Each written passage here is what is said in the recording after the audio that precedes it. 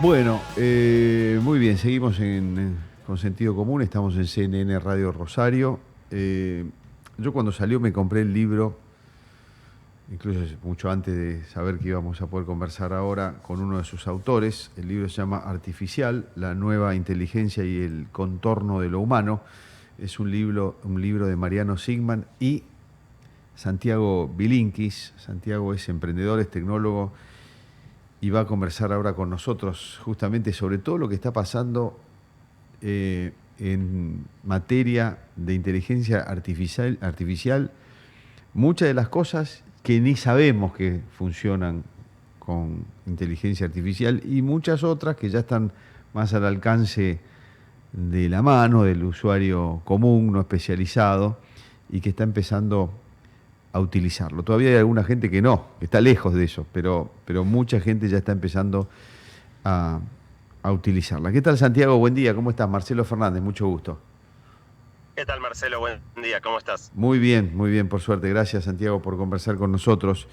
Yo decía recién, muchos estamos conviviendo ya hace rato con la inteligencia artificial y no lo sabemos, porque ya las empresas mayormente están todas utilizando inteligencia artificial para sus servicios o para sus producciones, ¿no?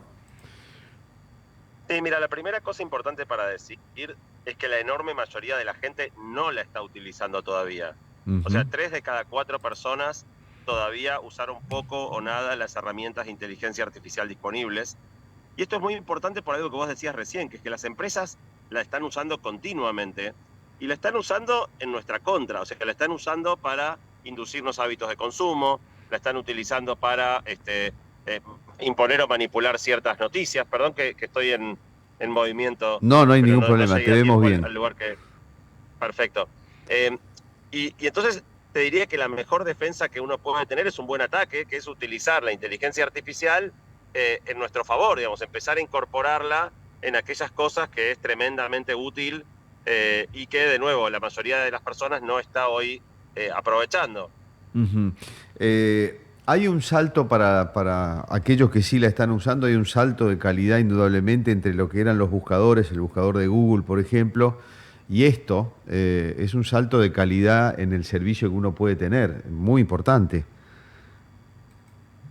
La diferencia más importante con los buscadores es que vos en los buscadores buscás algo que ya existe. O sea, vos en un buscador solo podés encontrar aquellas cosas que alguna persona ya antes hizo o pensó o escribió acerca de. Con inteligencia artificial, vos no buscás cosas que existen, vos creás cosas nuevas. Entonces, si hay un problema sobre el que nadie escribió antes, en un buscador no vas a poder resolverlo. Con inteligencia artificial vas a poder producir. Entonces, te pongo un ejemplo. Un uso recreativo, pero interesante podría ser escribir un cuento como si hubieran escrito juntos Jorge Luis Borges y Roberto Fontana Rosa. Obviamente no escribieron nunca nada juntos. Ahora, si tenemos la inquietud de pensar cómo hubiera sido algo, eso un buscador no te lo va a resolver. Eh, entonces, parte de lo que la inteligencia artificial actual, la gratuita, la que cualquier persona puede usar hoy, eh, eh, tiene disponible, es que le pidas que investigue todo lo que está en la web, que lea todo lo que ya se escribió, o gran parte de lo que ya se escribió acerca de un cierto tema, pero después haga una producción novedosa, distinta, que nadie hizo antes acerca de ese tema en cuestión y que resuelva el problema que tengas. Eso es algo completamente nuevo y absurdamente útil. Sí, vos sabés que ayer, porque es como conversar con un amigo que sabe mucho, ¿no? También. Ayer le pedí que quería practicar un poco de inglés y entonces quería conversar y qué sé yo, me preguntó sobre qué tema, le dije, mira, me gustaría sobre tal tema.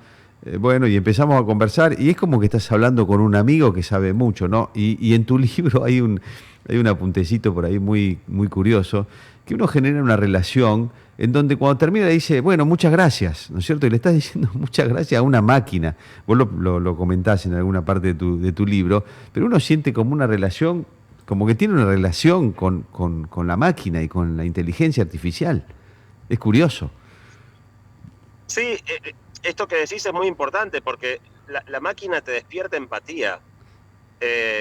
Así como te surge decirle gracias, no te surge tampoco tratarla mal, hablarle, o sea, le decís por favor, te cuidás las formas. Y Cierto. eso tiene que ver con que la máquina te escucha de una manera muy particular. O sea, esa empatía surge porque la máquina primero es empática con vos.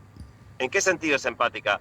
En que conecta muy bien no solo con las palabras que le decís, sino con tu intención, con tu motivación, con tu necesidad. Entonces, te sentís escuchado de una manera que por ahí solo ocurre con amigos cercanos o con terapeutas.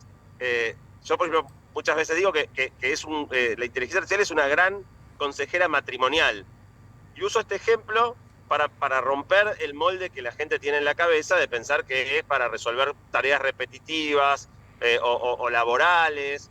En cualquier área donde te sirva tener la opinión de alguien bastante inteligente, por suerte todavía no es Einstein, pero la opinión de alguien bastante inteligente que sabe mucho de montones de temas, la inteligencia artificial va a ser algo que te ayude muchísimo.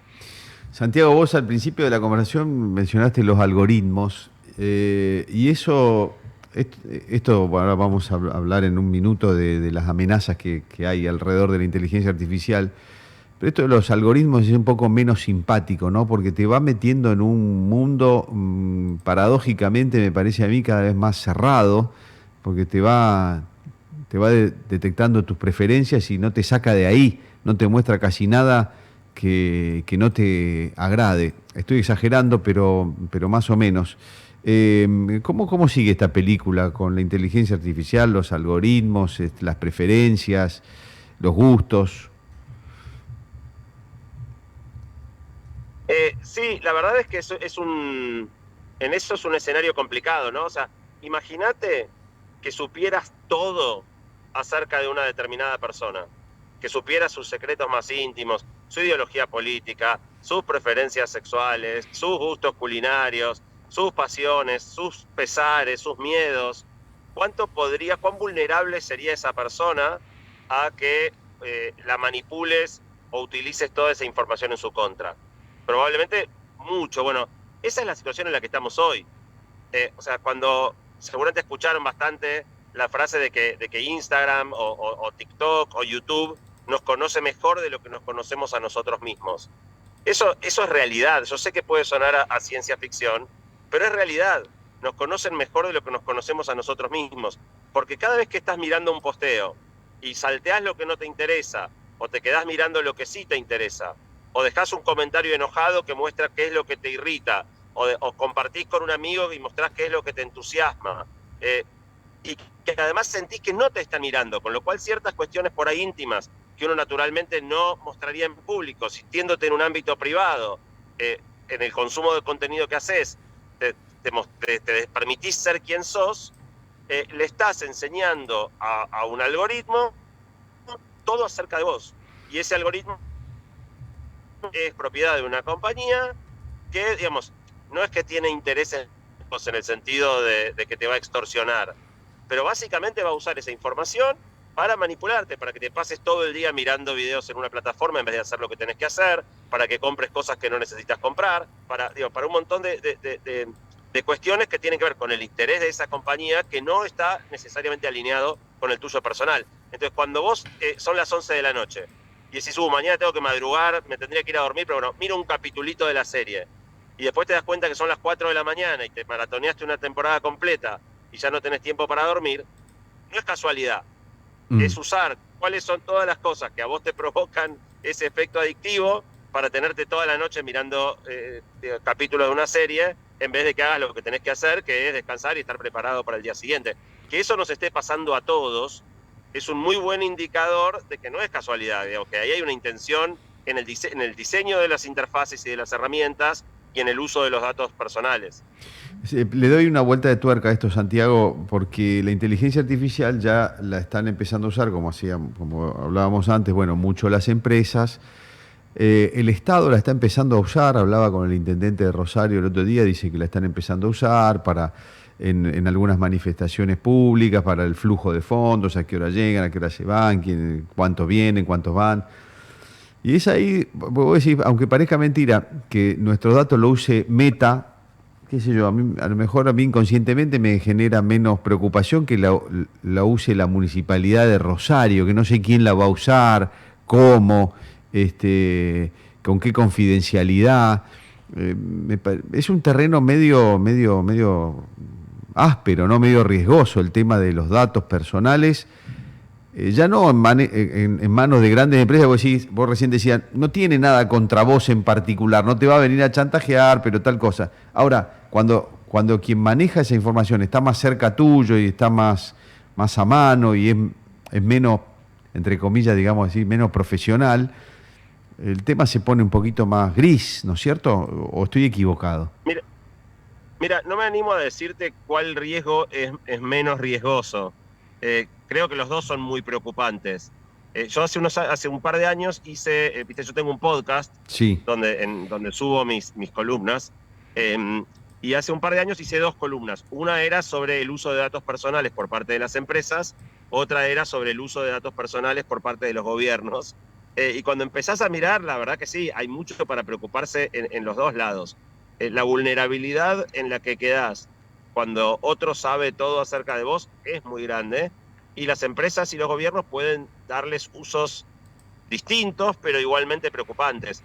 Te agregaría un tercer grupo que no es, digo, tiene que ver con los gobiernos, pero no es los gobiernos, que es la manipulación que se hace en campañas electorales. Ah, sí, sí, sí. En el mundo desarrollado, en los últimos 5 o 6 años, el balance de muchas elecciones se ha inclinado en base a campañas 1 a 1, generación de contenido.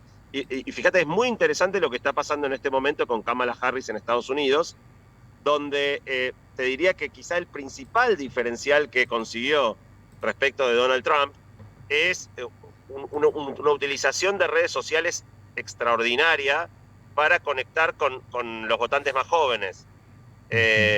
Y eso, digo, es todo generar contenido para el algoritmo, que en algún sentido también es lo que llevó a Milei a la presidencia. O sea, nunca en la historia había ocurrido que accediera a la presidencia alguien con tan pocos recursos económicos para campaña. Normalmente el principal inclinador de balanzas de las elecciones era la disponibilidad de presupuesto.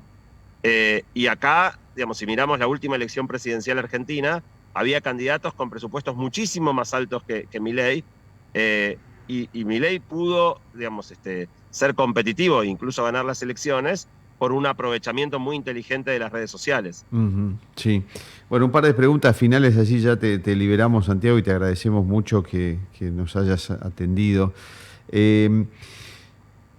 ¿Qué, entre comillas, ideología maneja la inteligencia artificial? Porque la inteligencia artificial está desparramada, por supuesto, a lo largo del mundo, que tiene culturas distintas, costumbres distintas, distintas maneras de pensar dentro de un mismo país. ¿Cómo se las arregla para, cuando vos le haces una pregunta, contestar dentro de tu mundo, dentro de tu cultura, dentro de tus costumbres? Es muy interesante la pregunta que haces y muy importante aclararlo, ¿no? O sea, porque uno presupone que esta es una herramienta neutral, como un buscador en teoría te trae, uno cree que te trae todo lo que hay, y no son neutrales. La mayoría de las IAs disponibles hoy están hechas por compañías de Silicon Valley, compañías de California. California, dentro de Estados Unidos, es un estado muy progresista, con lo cual, tanto la de Google como de OpenAI tienen un puente de con energía en la red está Twitter, que está hecha por Elon Musk, que tiene la ideología contraria, con lo cual me parece que me congelé. Ahí te estamos empezando a escuchar un poquito atravesado, pero a ver ahora. Ahí te. A ver si ahí volvió. Te decía que en la vereda del frente. A ver, ahí te estamos perdiendo, Santiago. Bueno, a ver si podemos retomar un minuto más. porque era interesante lo que nos estaba contestando sobre, entre comillas, las ideologías, ¿no?, que maneja la inteligencia artificial. Ahí se cortó la comunicación. Vamos a ver si podemos retomar un minuto para por lo menos terminar esta respuesta. Vamos a preguntarle. Ahí estoy de vuelta. Ahí No está, sé qué pasó, Santiago. problema de antena. No, perfecto, perfecto. No, Pero me era tan interesante la respuesta que te queríamos sacar un minuto más, aunque sea. sí, no, perdón que tuve que estar en movimiento en la conversación, pero decía, las californianas son muy progresistas, y Sí, ese progresismo no es evidente. O sea, bueno, a veces sí, según el tipo de pregunta que uno le haga, pero es importante entender que están sesgadas.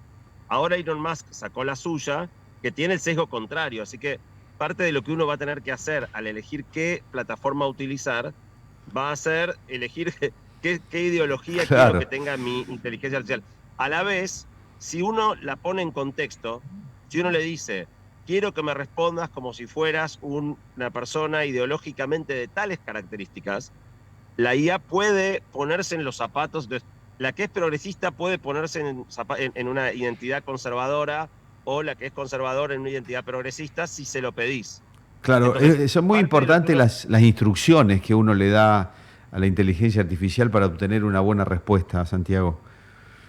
Son cruciales. Te diría que lo más importante en este momento es aprender a conversar con una inteligencia artificial que tiene muchas de las características de la conversación con una persona, pero también ciertas peculiaridades que, de nuevo, tienen que ver con... O sea, a mí me gusta mucho la metáfora de tocar un instrumento.